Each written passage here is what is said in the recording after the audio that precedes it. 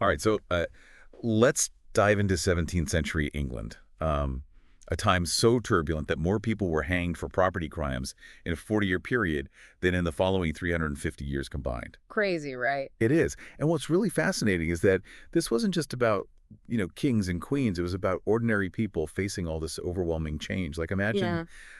imagine living in a time where the cost of food just skyrockets and, you're constantly worried about putting dinner on the table. Yeah, that's a really powerful image. Yeah, and this economic instability, it really had a ripple effect. England was experiencing a population boom at the time, which strained resources and led to widespread social unrest. It wasn't just hunger, but anxieties about everything from witchcraft to the role of women in society. Sounds like a pressure cooker just waiting to explode.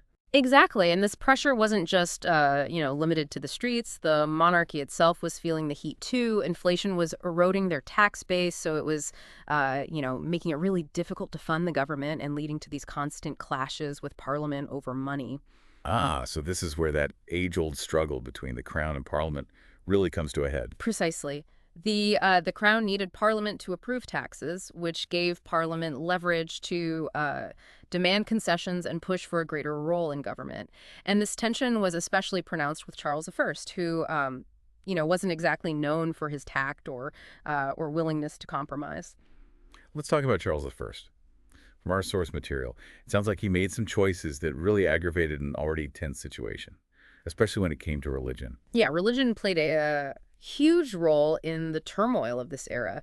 You had the rise of Puritanism, which was this devout Protestant movement calling for stricter moral standards, simpler forms of worship. And the printing press was just, fanning the flames, spreading religious texts and sermons like wildfire, so to speak, which led to a much more diverse and often conflicting landscape of beliefs, which further divided the So nation. you got economic hardship, social unrest, political tension, and a religious revival that's shaking things up. It's no wonder England was on the verge of a major explosion. Right. And Charles I wasn't exactly helping to calm things down. Despite being a Calvinist himself, James I, Charles his father, he steered clear of European conflicts that and involved fellow Protestants, And then, which alienated many, particularly the Puritans. and then Charles I comes along and just doubles down on the religious drama. Yeah, Charles I was a staunch supporter of a more ceremonial and hierarchical Church of England, Mhm. which alienated moderates who saw it as a step back towards Catholicism. He clashed with Parliament over religious reforms and seemed determined to, assert his authority over the Church, further inflaming tensions. This reminds me of something Dr. Healy said in our source material about Charles I wanting to reform society, but often going about it in all the wrong ways. Yes. Yeah, he was deeply concerned about the ungodliness he saw spreading through the country, and felt it was his duty to restore order and morality. I can see where he was coming from, wanting to, fix what he saw as problems, but it sounds like he might have been a bit tone deaf to the anxieties and frustrations of the people. Exactly, and this disconnect between the monarch and the people was a major factor leading up to the English Civil War. One specific incident that really highlighted this tension was the ship money debacle. Okay, let's unpack this ship money controversy. Yeah. What was it all about, and why did it cause such a stir? Well, Charles I, he wanted to bolster the Navy, which was a reasonable goal in itself, but he used the excuse of an emergency, claiming that it was vital to protect against pirates and other threats to levy this tax called ship money. This tax was traditionally only used in times of war, and by imposing it during peacetime, Charles I basically sparked a constitutional crisis. So it wasn't just about the money itself, but about the principle of the thing. Precisely. While Charles I did, manage to get the courts on his side, many saw this as a blatant power grab, a way for him to bypass Parliament and raise funds without their consent.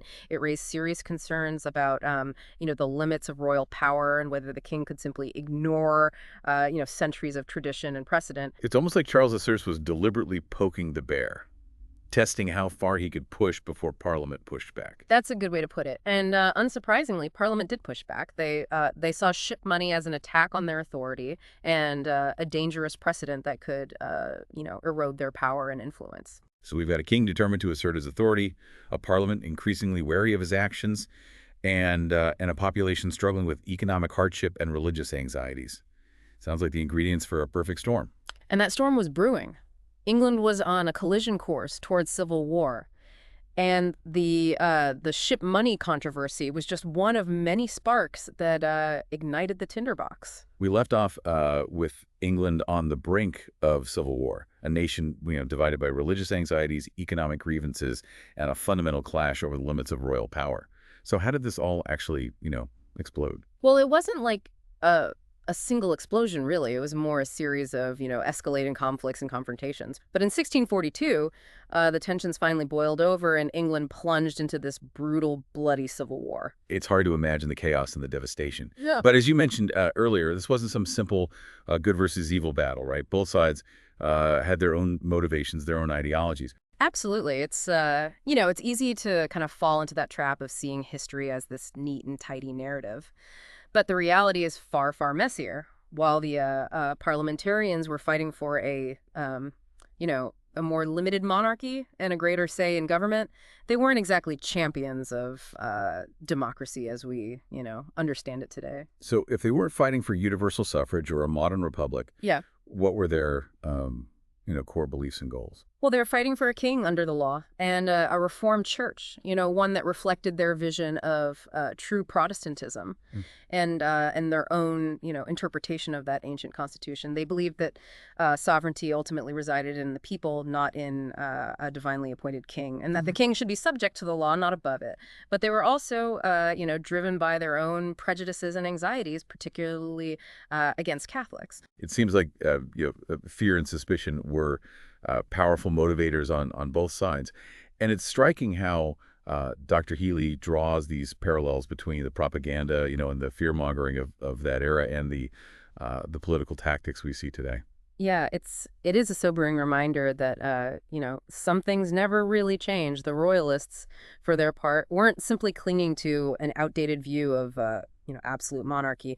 They were deeply concerned about what they saw as the dangers of popular participation in government and the potential for chaos and instability.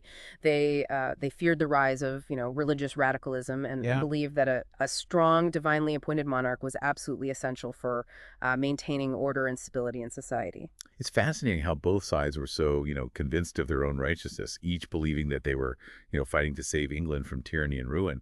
It must have been incredibly difficult for ordinary people to kind of navigate this landscape of, conflicting loyalties and ideologies. Absolutely. Just imagine trying to make sense of a world where your king and your parliament are at war, where your neighbors might be on the opposite side of the conflict, and where your own religious beliefs, could make you a target. The Civil War tore apart families and communities and, left deep scars that would take generations to heal. And it ultimately led to a truly shocking event. Yeah. The execution of Charles I in 1649. Yes, yeah.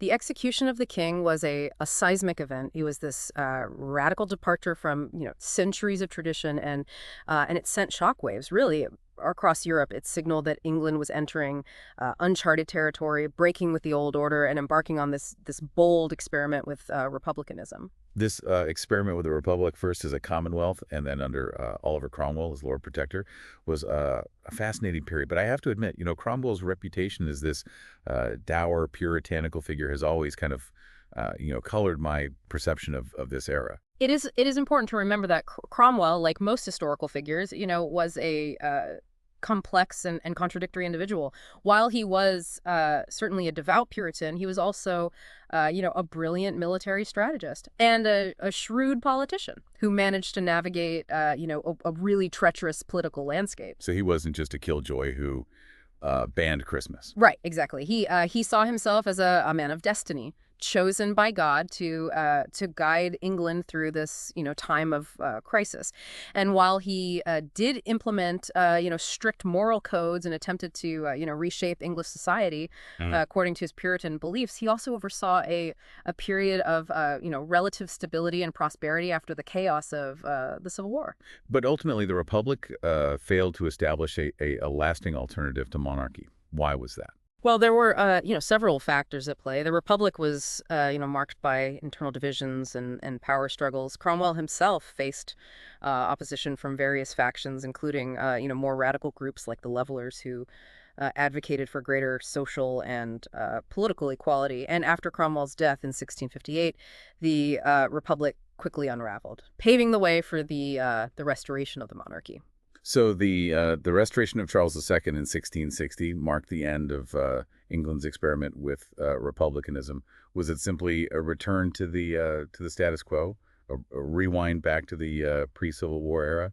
Not exactly. While the monarchy was restored, it wasn't a simple return to the past. The English people, and particularly Parliament, had learned a hard lesson about the dangers of, an unchecked monarchy. The restored monarchy operated under different conditions, with a more assertive Parliament that had gained, significant power during the interregnum, the period between the execution of Charles III and the restoration of Charles II. So in a sense, even though the Republic failed, it left a lasting impact on the balance of power in England. Precisely. The restoration was a negotiation, a rebalancing of power between the crown and Parliament.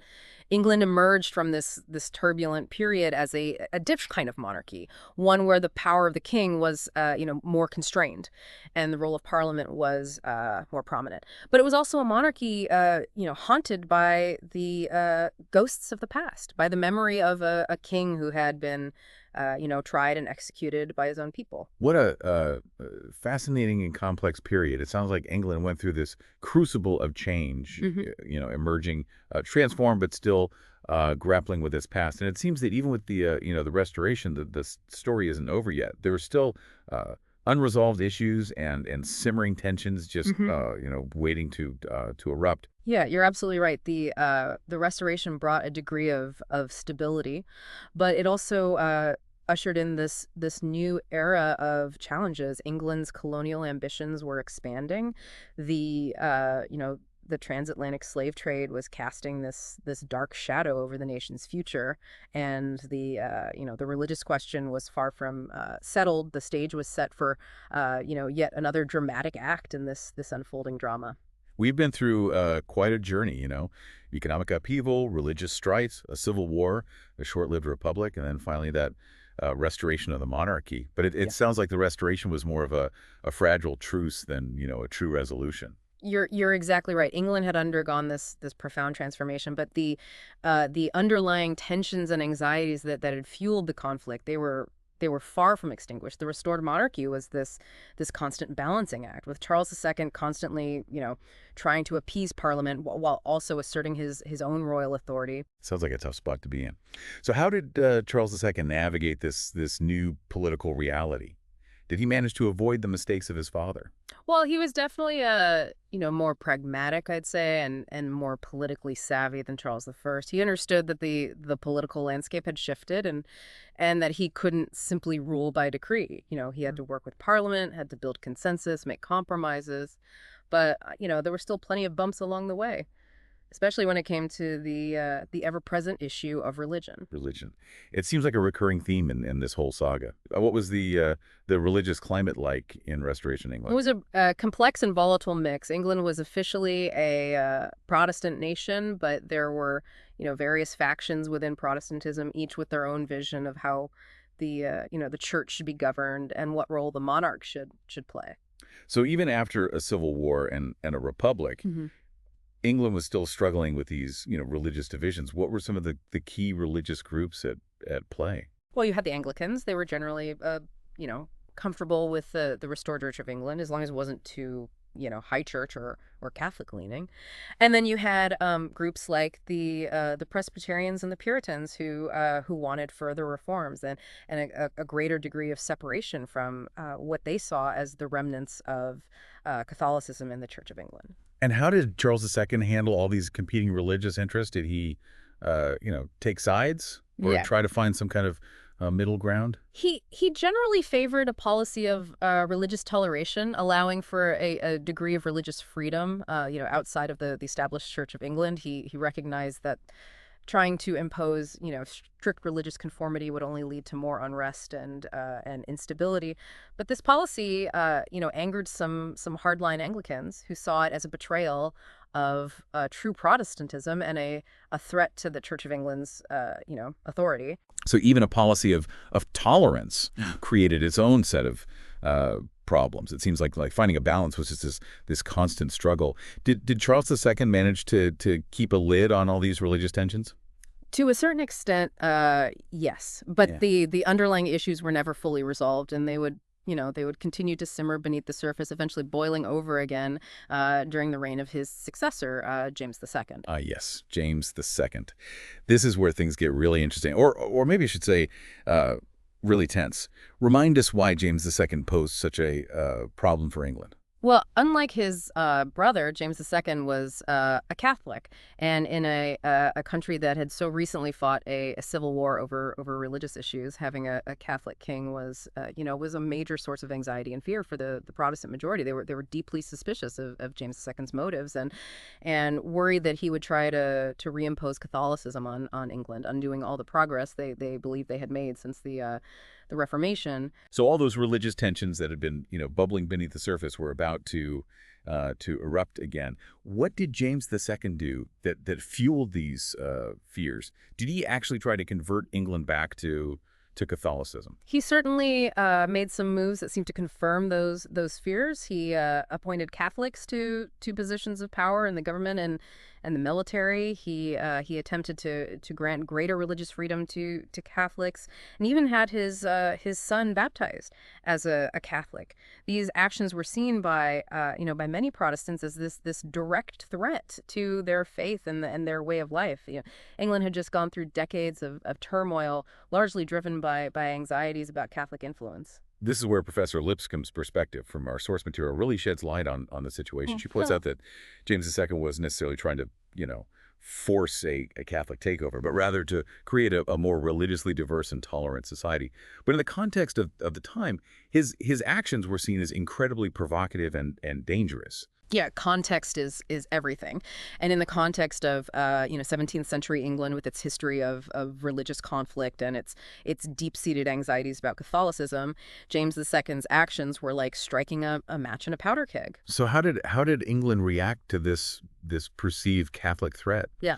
Did they simply accept James II's policies? Not exactly. Tensions escalated rapidly. Parliament pushed back against James II's moves, and a group of prominent Protestant leaders began to plot against him. They feared that James II was laying the groundwork for a Catholic dynasty that would undo the Protestant Reformation and return England to what they saw as the tyranny of Rome. It's almost Shakespearean. This is a power struggle with religion at its heart. So what did these Protestant leaders do? Did they launch a rebellion? They took an even more audacious step. They secretly invited William of Orange, a Dutch Protestant prince who was married to James II's daughter, Mary, to invade England and claim the throne. Wow, talk about a high stakes gamble. Yeah. They were essentially inviting a foreign power to intervene in English affairs. What were they hoping to achieve? They believed that William of Orange was their best hope for preserving Protestantism and the balance of power in England. Yeah. They saw him as this strong Protestant leader who could protect their interests and prevent James II from establishing this Catholic dynasty. They were willing to risk a foreign invasion to achieve their goals. So did William of Orange actually invade England? What happened next? In 1688, William of Orange landed in England with an army. James II, facing widespread opposition and lacking support from key figures, fled to France. This event, known as the Glorious Revolution, marked this decisive turning point in English history. The Glorious Revolution. It sounds more like a triumphant parade than a revolution. Was it really a bloodless affair? Well, while there was, some fighting, it was far less bloody and destructive than the Civil War that had ravaged England just a few, decades earlier. And the relative lack of bloodshed really contributed to this perception of the event as a glorious revolution. So with James II in exile, William and Mary became the new king and queen of England. What were the lasting consequences of this revolution? Well, the Glorious Revolution solidified the supremacy of Parliament over the monarchy and guaranteed the Protestant character of the English state. It also led to the establishment of a more constitutional monarchy with limits placed on the king's power and a greater emphasis on the rule of law. So in a sense, the events of the 17th century, from the turmoil of the early Stuart monarchs to the Civil War, the Republic, the Restoration, and finally the Glorious Revolution, they laid the foundation for a more modern and democratic England. Precisely. The 17th century was this crucible of change, this period of intense experimentation and upheaval that forged new ideas about power, freedom, and the role of the people in government. And these ideas would have this profound impact not just on England but on the world. It's been an incredible journey through this tumultuous century. We've explored the grand sweep of history, from battles and revolutions to the everyday lives of people caught in the crossfire. What stands out to you as the most significant takeaway from our deep dive? I think for me, it's the realization that history is never truly settled. It's this constant process of negotiation, contestation, adaptation. The 17th century shows us that even seemingly unshakable institutions like the monarchy can be challenged and transformed. And it reminds us that the quest for freedom, for justice, for a more equitable society is this ongoing struggle, one that requires courage, vigilance, and a willingness to confront the ghosts of the past. Well said. And on that note, we wrap up our deep dive into the tumultuous 17th century. Thank you for joining us on this journey through history. We hope it's left you with a deeper appreciation for the complexities of the past and a renewed sense of wonder about the enduring power of human resilience and the constant striving for a better future.